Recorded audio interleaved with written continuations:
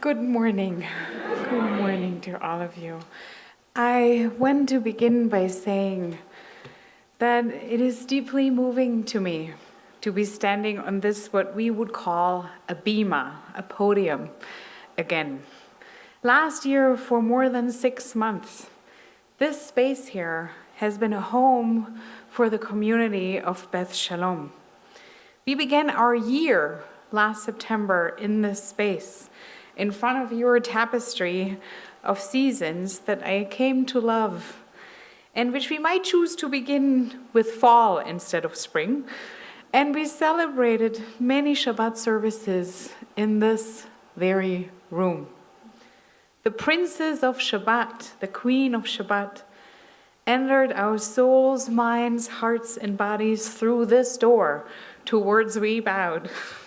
And this space has become next to our synagogue building, which we were able to renovate and then re-inhabit due to you all and your support. This space has become a sacred space for me in the city of Bozeman too. But I want to just spend a moment to look back with all of you to an even earlier date. It was in the winter of 2023-2024 that you invited me to speak to you here from this bema for the first time. I've been at the pond a couple of times, but this was the first time here in the bema. It was only shortly after the blood-curdling violence of the attacks of October 7th in Israel, and only months after the blood-curdling violent war began when Israel invaded Gaza. I came to you then trying to find words for the numbing trauma that Jews worldwide had experienced, and you all listened. I don't know how often you have thought back to this sermon. I know I did many times. I know that many of you, maybe earlier than me and maybe in similar ways, have reached moments of what we would call dayeno, of enough already. Please stop. Witnessing the spiral of hatred, brutality, injustice, racism, and pain that has swallowed up the state of Israel and its politics. And, maybe different from you, I have come to understand and slowly found my words as to where I am standing on all this. It took years. I will not dedicate the sermon to an explanation to where exactly I'm standing now. But if you want to reach out, either after the service or maybe at a later point in time, I would be very happy to hear from you. Today, however, I want to speak to the fact that we were able to exchange both words and silence over the last 3 years. I want to speak to the fact that you let me speak and felt welcome to speak to me back then, and that afterwards we shared a silence all throughout the time that we came to pray here, sometimes on a weekly schedule, and that so many of you came to light the first Hanukkah candle in our renovated space with us at the beginning of last December. Ele hadvarim. Those are the words. This is how the 5th book of Moses begins. This is the book Jews read during the month of summer everywhere in this world. And maybe no other formulation in what we call the Torah is more frequent than Vayedaber. And he spoke, and he spoke. It is words and words and words. Moses' words, God's words, layer upon layer upon layer of words. Jews have, knowingly, a very special relationship to words. Part of this special relationship is that we treat our language, Hebrew, and its poets and writers more like other cultures treat their theologians. There's a quote by the Israeli writer and peace activist Amos Oz and his daughter Fania Oz Salzberger from their co-authored book, Jews and Words. Ours is not a bloodline, but a text line. For thousands of years, the Jewish people have been forced to move around, fleeing bigotry, slavery, pogroms, famines, and tyrants. But words are portable, and to Jews, they are precious possessions.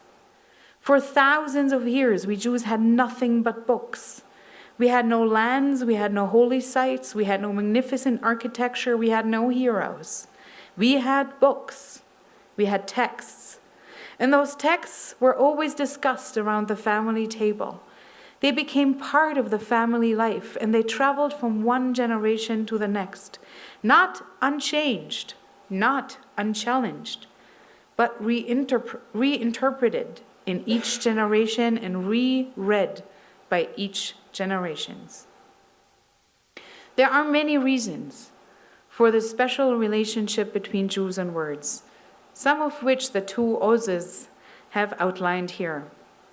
The fact that we have dedicated for centuries our brightest minds and an incredible amount of time to text study, discussion, meditation, and teaching. The fact that these texts and their language were so often the only connection to our past, as geography and even genetics kept changing. The fact that these texts shaped the arc of our calendrical years and the arcs of our private lives and their pivotal moments. But even though I could probably continue for another hour or two to simply list for you the sources proving the intimate relationship between the Jewish people and their texts, I do want to spend time on the incredible caution that marks the relationship between Jews and the spoken, the spontaneous words. We heard just 3 of these readings at the beginning. May the words of my mouth and the prayer of my heart be acceptable to you, O Eternal One, my rock and my Redeemer. Are verses we say each single time we rise to pray. Before we bring our prayers to God, we open by begging that the words that will come out of our mouth will be acceptable, will be uttered with the right intention. I resolved I would watch my step lest I offend by my speech. I would keep my mouth muzzled while the villain was in my presence. Do not offend. Never, never use language as a weapon to hurt others. And, O Eternal One, set a guard over my mouth, a watch at the door of my lips, lest my words bring harm and lies into the world. Many of our philosophical and legal texts deal with the potential harm that speech can bring to others, from lies to slander, from intended to unintended humiliations and degradations, from gossip to verbal abuse. Over and over, our tradition cautions us to watch our tongues, to keep our mouths shut when in doubt as to whether we should speak or not, in order to prevent us from harming others. Words, our tradition acknowledges, can be deadly weapons. To complicate matters, we are at the same time called to speak up to injustice, whether it is systemic or simply a potential product of a wrong decision of a friend or neighbor. Deuteronomy 16:20 famously commands tzedek, tzedek tildov, justice, justice shall you pursue. And Leviticus 19:16 warns, do not stand idly by the blood of your neighbor. And then we're even put in an even more uncomfortable position in Leviticus 19:17, when it commands us to share words of warning and rebuke with friends and neighbors, whether they want to hear it or not. You shall not hate your kinsfolk in your heart. Reprove your kindred. but incur no guilt on their account. Pages and pages of Talmudic discussions of what to do if they really don't want to hear. How often do you have to knock at their door? And when are you allowed to give up? To speak truth to power and to confront others with truths they might not be willing to hear is a core commandment expressing the relationship between Jews and words. Words, language, need to be used as a tool to pursue justice and truth. Lies and harm, which equally can be products of language, have to be avoided and extinguished from the world. To bring forth the truth about others, ourselves, and the communities we live in, and the community of the world we share, is an utmost important Jewish commandment. There's a little side note. I don't know if you can see this. It is 4 squares. The entire thing is called Johari's window, and it has 4 parts that say, known to yourself and known to others, which is called the open area or arena. Then there is known, not known to others, but known to yourself, which are the things we hide. Then we have not known to self and known to others, which is the blind spots. And this is exactly where our tradition tells us, speak. There are things we never know about ourselves unless others point them out to us. It's not comfortable, not for ourselves and not for others, but this is the work that can only be done in community for the sake of truth. Thus, our relationships to words are marked by deep love for the words of our tradition and by deep caution regarding our own words and the words of our contemporaries. And then there is silence. And as it is with so many English words, there are at least 2 Hebrew words. They're called shtika and mama. So here we are. In spite of all the jokes and prejudices about loud and wordy Jews, our tradition also knows of shtika and mama. Those are the moments that do not begin with silence, but the moments when we fall silent. Here are 2 core texts that I want to bring to you today. Leviticus 10. Now Aaron's sons, Nadav and Avihu, each took his fire pan, but put fire in it and laid incense on it, and they offered before God alien fire, which had not been enjoined upon them. A fire came forth from God and consumed them. Thus they died by God's will. Then Moses said to Aaron, "This is what God meant by saying, 'Through those near to me I show myself holy, and gain glory before all the people.' And Aaron was silent." And in Hebrew it is called Vayidom Aaron. Aaron fell silent. There was nothing to say, facing the death of his sons. And also in the book of Job, silence is displayed again as a response to pain. They sat down with him on the ground for 7 days and 7 nights. Yet no one spoke a word to him, for they saw that his pain was very great. And Job said, "See, I am of small worth. What can I answer you? I clap my hand to my mouth.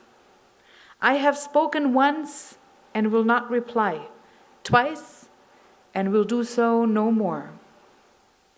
And God says, "Who is this who obscures counsel without knowledge?" No, and Job says, "Who is this who obscures counsel without knowledge? Indeed, I spoke without understanding of things beyond me, which I did not know." There are moments in life but silence us. There are moments when life itself silences us. Times when we witness or experience firsthand injustice that is not brought about by systemic or human error.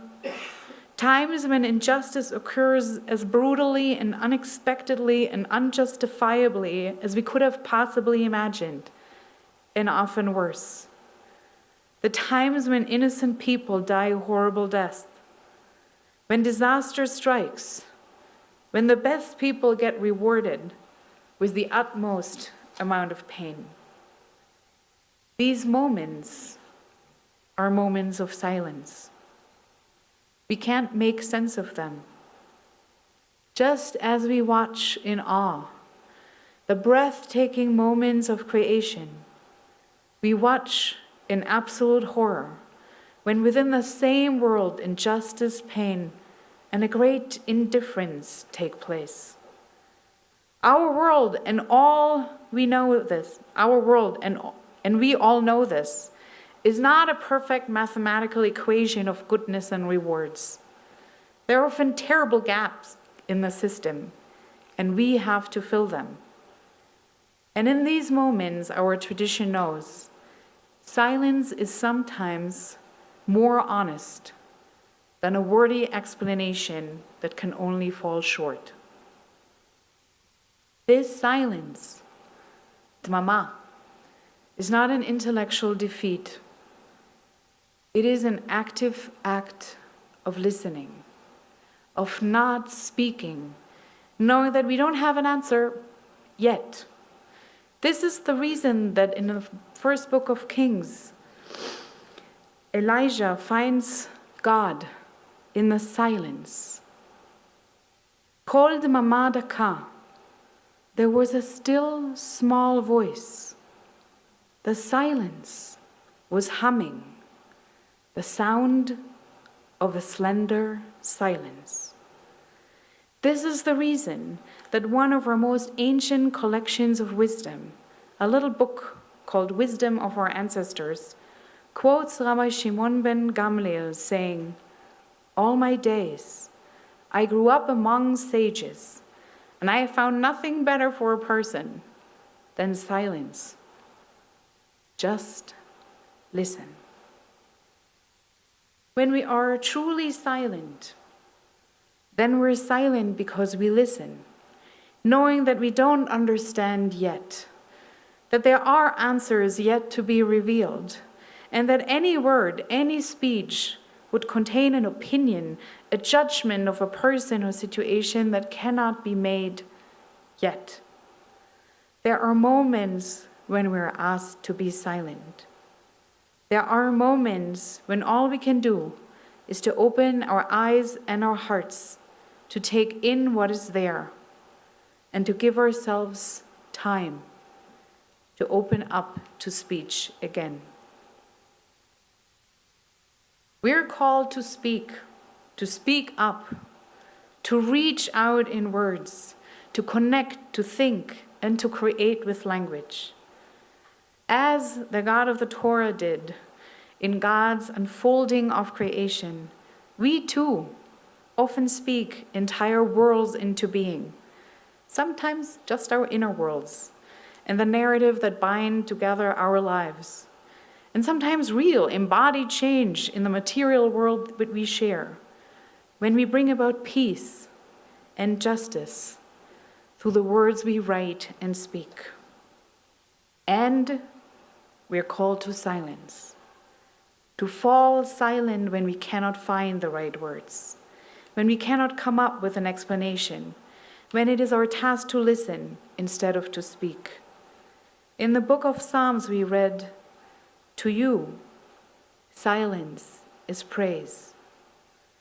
Our task is to discern the moments when we're called to speak from the moments when we're called to fall silent and listen.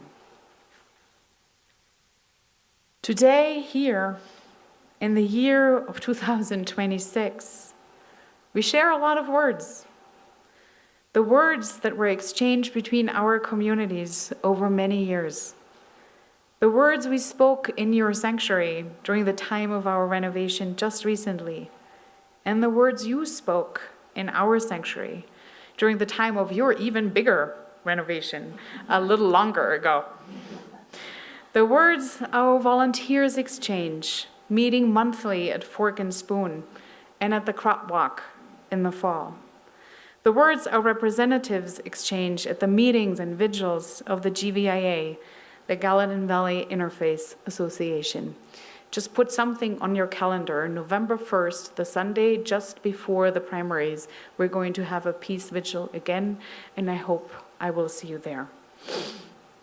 It is my hope that the silences we share are silences of learning, that they're filled with the assumption that the other is still listening, still learning, still thinking, that those are silences that know that eventually they will end, and that then there will be words again, words that will bring about peace and justice and defeat lies. Silences that do not stop us from action, but that enable us at times to be together silently in all of our different pains. I'm excited, grateful, and hopeful today as you allow me to be here on this bima, on this very Sunday that you're welcoming your new reverend. Charlotte, may we find many words together, words that increase community and truth and peace. And may the day soon come that we can extend an invitation to you, to come to us, to Congregation Beth Shalom in our bima, to share your words and your silences with us. I am so grateful to live in all of your presence. And I don't know how to end this. Obviously, I cannot say Shabbat Shalom, but I'm assuming Happy Sunday, or Good Morning, or Peace be with you will work.